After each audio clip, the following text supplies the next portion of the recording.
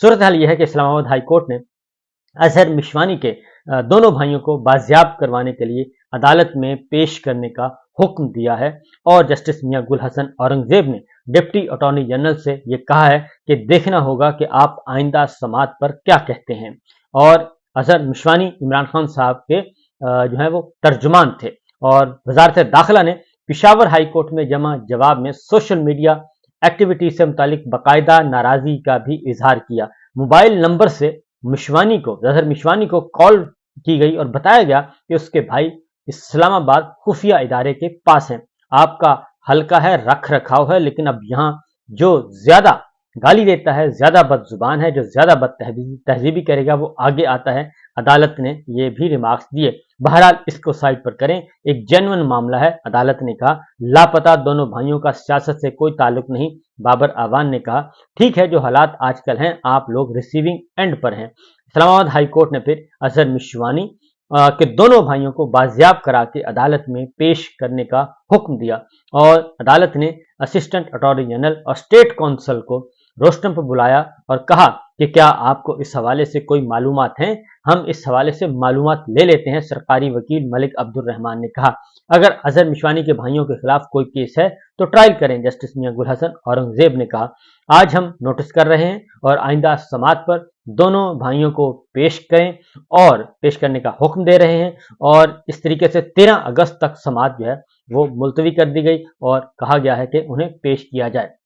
दूसरी जानिब justice Qazi Faez Isa chief justice of Pakistan, लगता है कि उनके पैमाना सब्र जो है वो भी लबरेज हो गया है और अब उनको भी कुछ हकीकतें समझ आ रही हैं।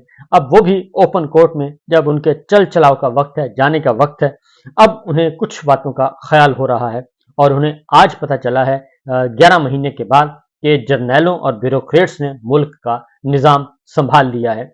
ये आज उन्होंने कुछ रिमार्क्स दिए हैं एक मुकदमे में और ये मुकदमा wild life board management office और चेयरपर्सन की तब्दीली से मुतालिक केस की समाअत थी। ये मैं आपको बता दूं कि ये जो एक केस चल रहा था, सुप्रीम कोर्ट ने मार्गलाट नेशनल पार्क कौमी असासे का तहफ़्फ़ुज़ का हुक्म दिया था और अदालती हुक्म के बाद चेयरपर्सन वाइल्ड लाइफ बोर्ड को ओहदे से ही हटा दिया गया और अदालती हुक्म के बाद महकमा वाइल्ड लाइफ को वजारत दाखिला के सुपुर्द कर दिया गया। तो ये है सूरत हाल, क्योंकि वजारत दाखिला है मोहसिन नकवी साहब के पास, लिहाजा उनको दे दिया गया और वजारत दाखिला का काम तो अमनो आमा का मसला है और ये सुप्रीम कोर्ट ने जस्टिस काजी फाइज ईसा साहब ने कहा कि ये तो अमन आमा का काम है वाइल्ड लाइफ का, ये वजारत दाखिला का काम है अमन अमान कायम करना। ये महकमा वाइल्ड लाइफ जो है, महकमा वाइल्ड लाइफ, ये कैसे दे दिया गया वजारत दाखिला को? तो इससे ज्यादा संगीन तौहीनी अदालत क्या होगी? और चीफ जस्टिस ने दरियाफ्त किया कि सेक्रेटरी काबीना और रेस्टोरेंट के मालिक लुकमान अली अफजल का आपस में क्या ताल्लुक है? Additional attorney general Malak Javed वैस ने बताया कि जाती ताल्लुक का इल्म नहीं है और वाइल्ड लाइफ बोर्ड की दरखास्त पर अदालत ने मार्गला नेशनल पार्क के तहफ़्फ़ुज़ का फैसला दिया। हुकूमत ने पहले चेयरमैन वाइल्ड लाइफ बोर्ड को ओहदे से हटाया, फिर मेंबरान को हटाया और गवर्नेंस ये होती है, चीफ जस्टिस साहब ने पूछा। लेकिन आगे जाके वो कहते हैं कि वजीर आजम को भी साहब नहीं कहना चाहिए। दौरान समाअत उन्होंने सेक्रेटरी काबीना की जानिब से वजीर आजम को साहब कहने पर उन्होंने कहा कि ये गुलामी की जंजीरें तोड़ दें, वजीर आजम साहब नहीं होता। और इसके साथ साथ काजी साहब ने कहा कि आपने वजीर आजम को कहा नहीं कि ये रूल्स की खिलाफ वर्जी है। तो आज जरा थोड़े से काजी साहब जो है वो गर्म मिजाज थे। तो इसके साथ साथ उन्होंने कहा कि काजी साहब ने बताया कि यहाँ एक समाअत में मेजर जनरल आए थे जो खुद ही चले गए थे। इस मेजर जनरल का नाम बताएं जो भाग गए थे। ये मेजर जनरल पहले तो अदालत को फाइलें ही नहीं दिखा रहे थे, वो हमसे फाइलें छुपा रहे थे। और उसके बाद उन्होंने कहा काजी फाइज ईसा साहब ने कि मुंतखब अवामी वोटों से मुंतखब होने वाले नुमाइंदों का हम एहतराम करते हैं। अवामी वोटों से मुंतखब लोग वोट लेकर आते हैं, फिर उन्हीं पर चढ़ाई कर दी जाती है। तो ये काजी साहब को ये बात बहुत देर बाद समझ आई है कि मुंतखब नुमाइंदों की कोई इज्जत है तो यही तो 8 फरवरी का है इलेक्शन जनाब। 8 फरवरी को पाकिस्तान के अवाम ने जिनको मुंतखब किया उनको तो आपने उठाकर फेंक दिया बाहर اور ان کو انصاف ابھی تک نہیں مل رہا اور اس وقت ایک جعلی نظام قائم ہے اور اس کا الزام قاضی صاحب آپ پر بھی آتا ہے کہ آپ بھی اس جعلی نظام کے طرفدار ہیں۔ تو اگر آپ طرفدار نہیں تو میدان میں آئیں اور اپنا کام کریں اور حکم پاس کریں کہ جناب یہ سب کچھ کیا ہو رہا ہے۔ تو اس پہ قاضی صاحب نے یہ بھی کہا کہ بیوروکریٹس اور جرنیلوں نے ٹیک اوور کر رکھا ہے اور آپ کو علم ہی نہیں چیزیں کیسے چل رہی ہیں، اور بیوروکریٹس عوام کی نہیں کسی اور کی خدمت کر رہے ہیں۔ یہ ملک عوام کے لیے بنا ہے، صاحبوں کے لیے نہیں بنایا تھا۔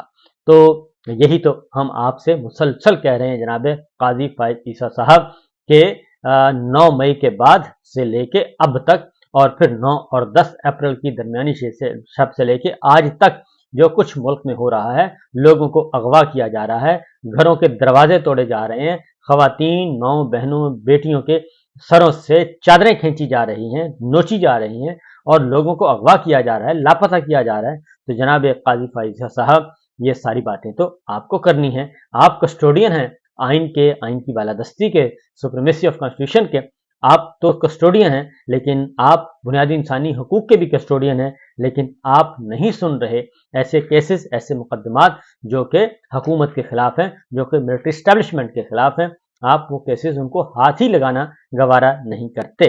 تو صورتحال یہ ہے کہ چیف جسٹس نے سیکرٹری کابینہ سے پوچھا کہ وزیر اعظم کل کسی کو گولی مارنے کا حکم دے تو گولی مار دیں گے؟ تو محکمہ وائلڈ لائف کو موسمیاتی تبدیلی کی وزارت سے لے کر جنگلات یا کسی دوسری متعلقہ وزارت کے حوالے کرتے تو بات سمجھ میں بھی آ جاتی۔ Attorney general office law and justice commission سے منسلک ہے، اگر اسے وزارت صحت سے منسلک کر دیں تو کیا یہ درست منطق ہوگی؟ میں ذاتی طور پر توہین عدالت کی کارروائی کے حق میں نہیں ہوں، لیکن یہ جو کچھ ہو رہا ہے یہ اس سے ذرا کچھ زیادہ ہے۔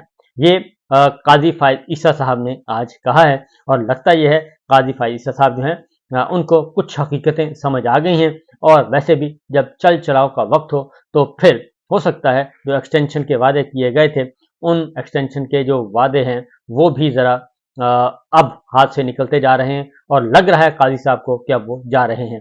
اسی طریقے سے ایک اور کام بھی ہوا ہے جی، اور وہ ہے جسٹس منصور علی شاہ صاحب نے بھی ایک 3 رکنی بینچ کا ایک عدالتی حکم نامہ جاری کیا ہے، اور اس میں انہوں نے کہا ہے، واضح طور پر ایک میسج دیا ہے کہ انفرادی شخصیات یا اداروں کے پاس عدالتی فیصلوں پر عمل درآمد کے علاوہ کوئی چارہ کار نہیں ہے، اور انہوں نے واضح طور پر کہا کہ جمہوریت میں قانون کی حاکمیت صرف ایک اصول نہیں بلکہ وہ بنیاد ہے جس پر حکمرانی کی قانونی حیثیت ٹکی ہوئی ہوتی ہے۔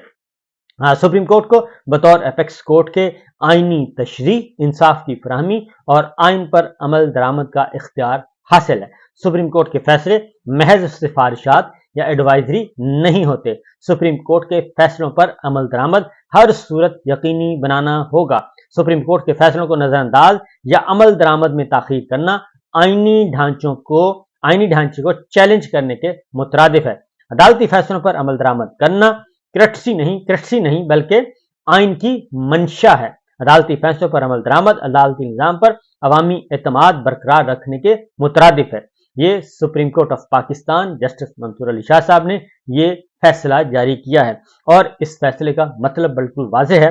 یہ جو مخصوص نشستوں والے معاملے میں یہ 2 نمبریاں کی جا رہی ہیں اور نئی قانون سازی کی جا رہی ہے، اور اس میں اب پیپلز پارٹی بھی بڑھ چڑھ کر حصہ لے رہی ہے، اور وہ بھی وہی زبان استعمال کر رہی ہے جو کہ مریم صاحبہ اور ان کے حواری جو کرتے ہیں اعلیٰ عدلیہ کے بارے میں، آنریبل ججز کے بارے میں، وہی زبان استعمال کی جا رہی ہے پیپلز پارٹی کے بلاول بھٹو زرداری صاحب کی طرف سے بھی۔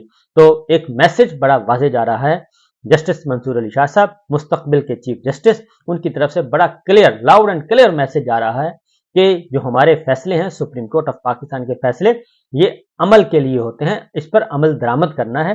یہ آپ کو مشورہ نہیں دیا جا رہا، یہ آپ کو بتایا نہیں جا رہا، اور یہ نہیں ہے کہ آپ اس کو فیصلے کو پڑھ لیں، سن لیں اور رکھ دیں، ایسا نہیں ہے۔ یہ فیصلے بتانے کے لیے، یہ عمل درآمد کے لیے ہوتے ہیں، اور ان پر کوئی بھی شخص انفرادی ہو یا کوئی بھی ادارہ، کسی کو یہ حق حاصل نہیں، کسی کی یہ مجال نہیں کہ وہ ان فیصلوں پر عمل نہ کرے۔